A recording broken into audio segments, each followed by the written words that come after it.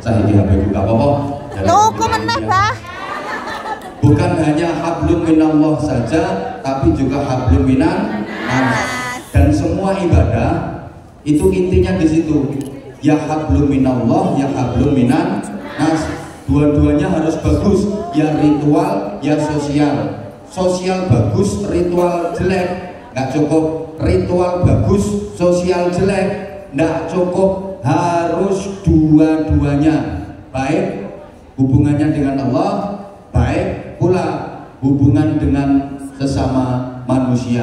Ibadah oke, muamalah juga harus oke. Islam mengajarkan keseimbangan. Ada orang ibadahnya bagus tapi muamalahnya buruk, ini nggak disuka sama Allah dan nggak diterima ibadahnya. Sholatnya khusyuk, sholat sunnah dilakukan semua, dikerjakan semua, puasa rajin, baca Quran rajin, zikirnya rajin, tapi kalau dengan saudara nggak akur, dengan teman nggak mau baik, nggak gelem rukun, nggak cukup, nggak diterima. La yadkhulul jannah qati'ur rahimin. Orang yang nggak mau baik sama saudara, mutus persaudaraan, itu nggak akan bisa masuk surga sebagus apapun ibadahnya. Yang kutullah qati'ur rahim walau mata jawfal ka'bah sajidan. Allah melaknat orang yang memutus persaudaraan walaupun dia matinya lagi bersujud di dalam Ka'bah. Coba, itu mati posisi terbaik dalam keadaan sujud di tempat terbaik di dalam Ka'bah. Tapi kalau dia mutus persaudaraan, dia mutus ikatan kekeluargaan, maka dilaknat sama Allah. Ini pentingnya sosial. Bahkan banyak orang dijadikan kekasihnya Allah dari ibadah sosial. Banyak orang mendapatkan pahala besar karena sosialnya. Allahumma sholli ala Muhammad. Sangat masyhur riwayatnya, jenengan juga sudah sering mendengar cerita Imam Ghazali radhiyallahu anhu rahimahullah itu mendapatkan futuh karena welas sama lalat. Ya, lagi nulis kitab pakai tinta, ada lalat kehausan, plek masuk ke dalam tinta, dia minum air tinta itu. Imam Ghazali ini mau nyelupin pena ke tinta, nggak jadi, kasihan sama lalat. Nanti kalau penaku ini tak celupin ke tinta itu, lalat minumnya belum sampai kenyang, belum sampai minum belum selesai, dia pasti udah terbang. Nggak jadi ditahan sampai lalat minum selesai, terbang, baru dilanjut nulis tintanya. Ini kan sosial. Ingat pula, maaf, ada seorang pelacur. Loh, kok pelacur? Yang mana cuma seorang yang juga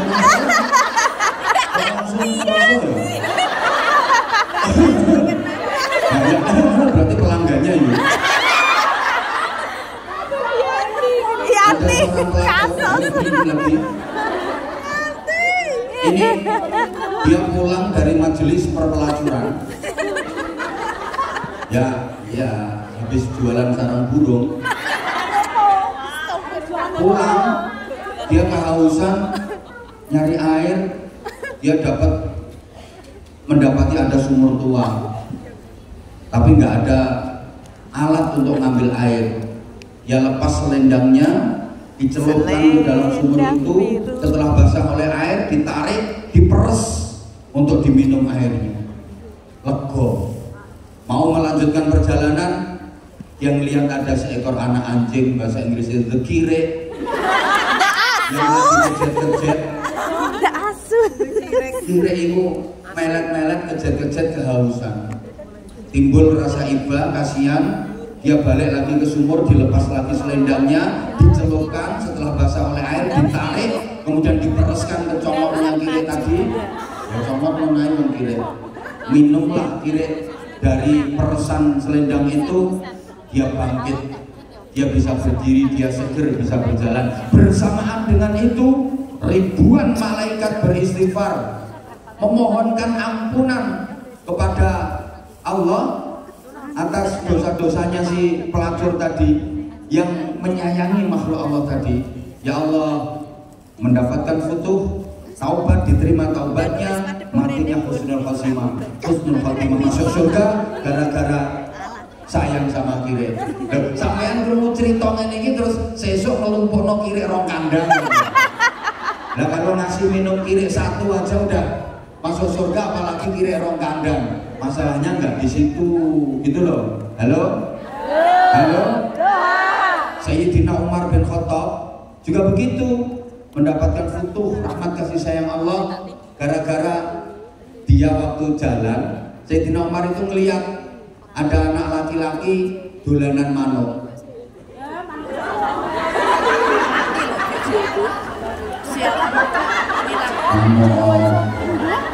Ono bocah lanang dolanan manuke.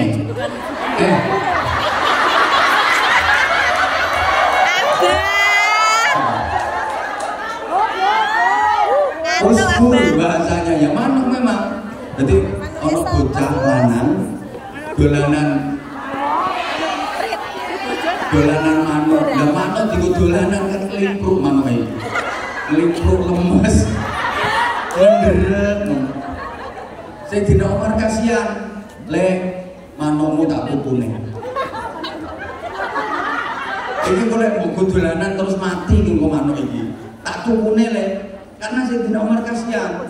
Dibelilah manuk itu, dikasih minum, dikasih makan, setelah seger dilepas terbang sama Sayyidina Umar. Coba.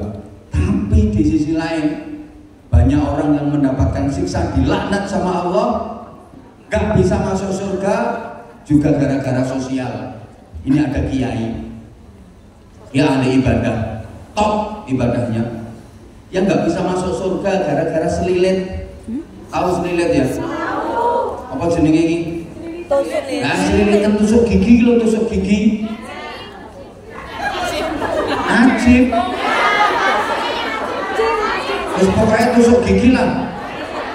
Ini kiai ahli ibadah, top ibadahnya, wes top, wah ibadahnya top. Dan ceritanya lagi gini, ya ini makan, nah, ya habis makan, ada sela-sela kotoran di giginya. Lah, bunyai waktu itu lagi nawar kayu bakar, pas ada penjual kayu bakar. Zaman semono durung ono LPG, bunyai itu lagi nawar kayu bakar sama penjual kayu bakar yang dipikul itu. Di samping nggak ada kiai. Nah, kiainya ngeliat habis makan, karena di giginya ada sela-sela kotoran itu, akhirnya nggak sadar beset kayu itu loh dikit, ya kecil untuk selilitan itu, selit ngene, terus masuk rumah nggak bilang sama yang jual kayu, padahal seberapa sih selilit, masa sak linggis, kan kecil banget. Nyuwen sih gini nggak bilang. Ini besok di akhirat administrasi alam kubur Pak Kiai tadi beres, administrasi akhirat beres. Begitu mau masuk surga, buka pintu surga itu nggak bisa. Pintu surga nggak bisa dibuka, keganjel selilit. Jadi tusuk gigi yang hanya setan kecil itu berubah menjadi kayu besar menghalangi dia, menghalangi pintu surga. Jadi lawangan swarga keganjelan selilit. Itu padahal kecil selilit. Lah sing tukang blandong nyolong kayu. Nah saiki yang punya kebijakan, iso-iso lawangan swarga keganjelan setempel. Lah nek aku ngene iki nakalan yo lawangan swarga keganjelan mik. Ayo coba. Ini pentingnya sosial, pentingnya muamalah. Sampai orang melakukan ibadah umroh, ibadah haji, itu kalau biaya yang digunakan hasil dari muamalah yang gak beres, gak diterima sama Allah. Dia baca talbiyah labbaik Allahumma labbaik, kata Allah la labbaik laka wala sa'dik, gak labbaik labbaikan, gak doyan baikmu. Coba pentingnya kayak gitu. Sehingga muamalah iya, ubudiyah iya, dua-duanya ya hablum minallah, hablum minan nas. Saya ulang-ulang terus biar sampean ingat. Coba semua ibadah itu intinya pada dua itu. Ya hablum minallah, ya hablum minan nas. Sholat diawali niat bareng takbiratul ihram, Allahu Akbar, itu mengagungkan Allah. Berarti hablum minallah. Diakhiri dengan salam, assalamualaikum warahmatullahi, toleh kanan, assalamualaikum warahmatullahi, toleh kiri, mendoakan keselamatan dan keberkahan rahmat Allah bagi yang ada di kanan dan kiri kita, bagi yang ada di sekeliling kita. Itu berarti hablum minan nas. Semuanya begitu. Sampai susunan Al-Quran diawali dengan suratul Fatihah, isinya memuji dan berdoa kepada Allah, simbol hablum minallah, dan ditutup dengan surah An-Nas, qul a'udzu birabbin nas, itu simbol hablum minan nas. Semuanya seperti itu. Kalau memasuki bulan Ramadan, awal kita buka dengan sholat tarawih hablum minallah, ditutup dengan mengeluarkan zakat fitrah, berbagi, itu berarti hablum minan nas. Semuanya seperti itu. Coba perhatikan, sampai tekan haji diawali dengan ihram, nawaitul hajja wa ahramtu bihi, itu hablum minallah. Diakhiri dengan tahallul, mencukur rambut kepala, hablum minan das. Itu dasnya nas kan. Semuanya seperti itu. Ini pentingnya sosial, dan Islam mengajarkan keseimbangan. Ya langit, ya bumi, ya doa, ya usaha, ya usaha, ya doa. Mengandalkan usaha tapi nggak mau berdoa itu sombong, melupakan Allah. Ini usahaku, ini usahaku. Aku kalau nggak mau usaha, aku kalau nggak mau kerja, nggak makan aku. Salah. Berarti podo karo ngenyek Gusti Allah. Gini ya, sampeyan ragu kalau besok nggak bisa makan, itu dosa besar. Sampeyan ragu aku besok makan apa, dosa besar. Sampeyan sama dengan ngece Gusti Allah. Kayak sampeyan ragu kalau sampeyan nggak dapat jodoh, ragu kalau sampeyan nggak dapat jodoh, dosa diatur karo Gusti Allah kok. Halo? Aku bisa ngomong ini. Jadi gini loh, maksudnya Allah ya Karim. Maksudnya gini, hanya mengandalkan usahanya tapi melupakan Allah. Ingat, ada faktor X yang kita nggak tahu, semuanya yang ngatur Allah. Udah sering kok saya sampaikan, kalau saya nggak kerja, saya nggak makan. Salah. Sampean itu kerja nggak kerja tetap makan selama masih hidup, gitu loh. Banyak kok contohnya orang yang nggak kerja ya makan. Bahkan kadang-kadang yang kerja dengan yang nggak kerja itu rezekinya lebih banyak yang nggak kerja. Ya toh? Sekarang saya yang kerja ceramah pertentangan, tapi yang makan kudung merah. Kudung merah lagi, kudung merah lagi. Sampean yang kerja di sini, yang menikmati hasilnya malah keluarga sampean yang di rumah. Nah itu yang kerja sama yang nggak kerja kadang-kadang rezekinya lebih banyak yang nggak kerja. Anak kecil-kecil, terus, wah selamat milad Mbak Celestia. Panjang umur, tambah dewasa, tambah salehah, tambah istiqomah ibadahnya. Insya Allah Mbak Celestia, Insya Allah. Mudah-mudahan tambah manfaat, tambah barokah. Ya Allah, dari mudah aja doa.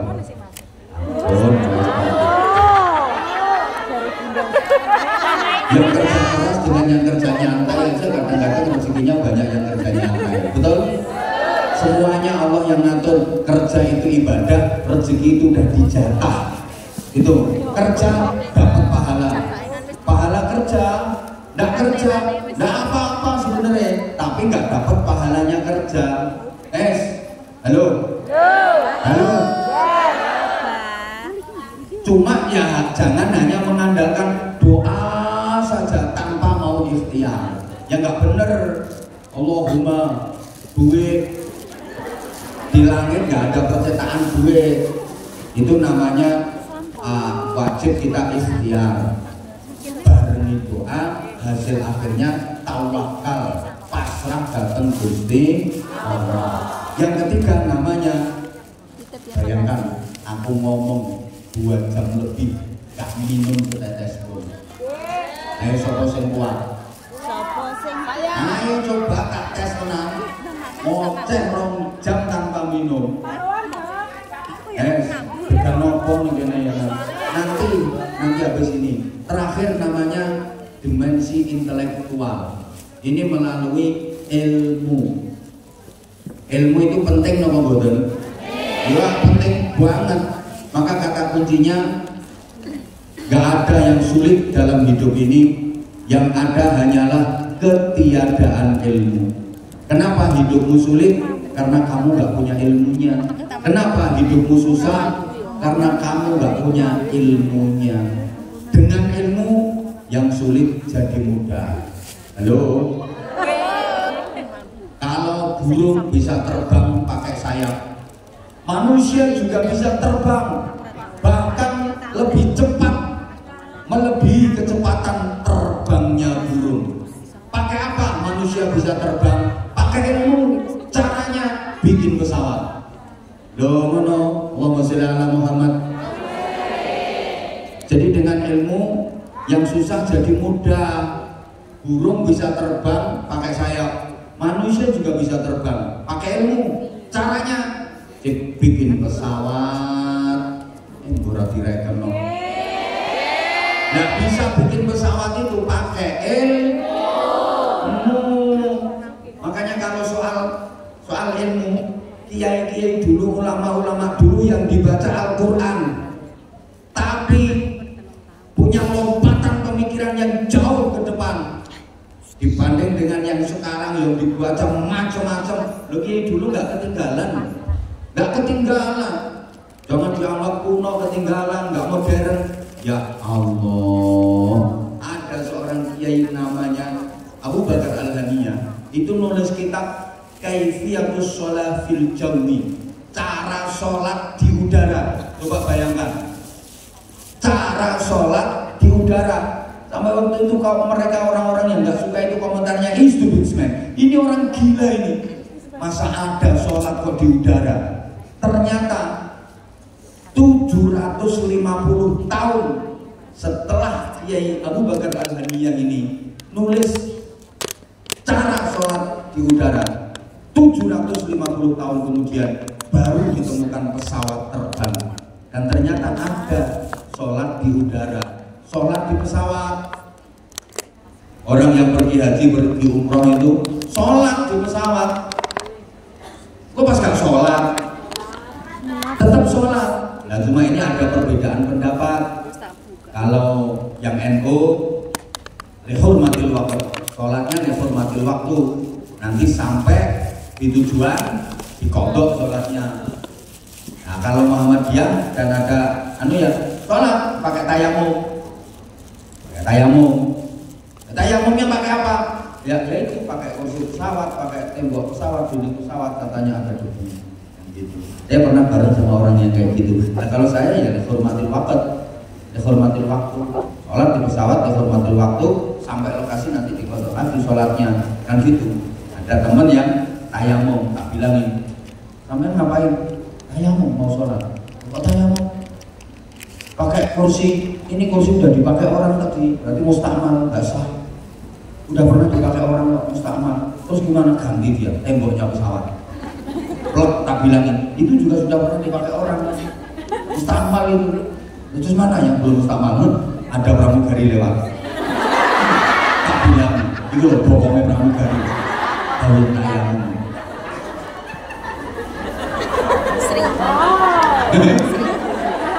Operasi plastik itu baru ditemukan sekitar tahun 90-an di Malaysia. Loh, tapi Imam Romli ratusan tahun yang lalu sudah bahas di kitabnya. Misalnya gini, ada orang hidungnya pesek kayak saya, tapi kan manis gue. Ini aku ngaku nanti saya ngaku pesek, tapi nyatanya kamu ya tetap kangen kok. Pengen mancung, akhirnya ditempel kan, Nah, yang dipakai nambel daging, diambilkan dagingnya sendiri.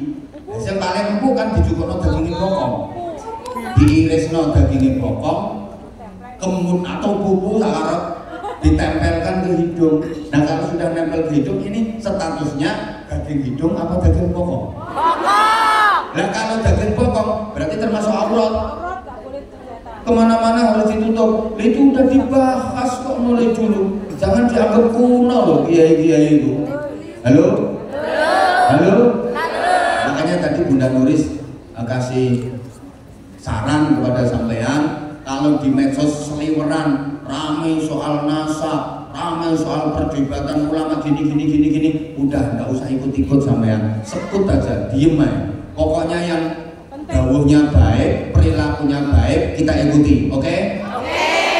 Pokoknya yang apa yang ngarani ngendikan-ngendikane apik, dawuh-dawuhe sae, terus perilakunya sae, akhlaknya sae, yang diperintahkan baik, kita ikuti, siapapun dia, keturunan siapapun dia, oke? Ya tapi kalau dawuhnya elek, perilakunya elek, ya nggak usah diikuti, siapapun dia. Keturunan siapapun dia, terus ngoten mawon nggih. Boten usah derek-derek sampean. Pun hormati siapapun, apalagi orang yang berilmu. Kita bukan hormat apa-apanya. Satu, hormat kealimannya. Kita takzim karena kealimannya, karena sepuhnya. Kita takzim karena akhlaknya. Itu aja udah cukup, guys. Cukup. Gak usah berubah jadi benci. Gak setuju, siapapun gak boleh dibenci. Bahkan musuh sekalipun kita dekati dengan cinta, kita dekati dengan kasih sayang. Oke? Udah, jangan ada kebencian di dalam hati. Gak boleh ada kebencian kepada siapapun. Wes ngoten pesan saya seperti itu, nggih. Teman boten usah melu-melu komen wong cilik, saya aja seputok. Ndak, siapapun pokoknya baik ya kita hormati. Wes ngoten mawon lho. Boten usah derek-derek. Ini sudah merupakan apa yang namanya, sudah merupakan apa to jenenge ngene iki. Wis ora kena ditolak wis ngene iki pancen zaman akhir. Zaman. Takdir zaman akhir ya seperti ini.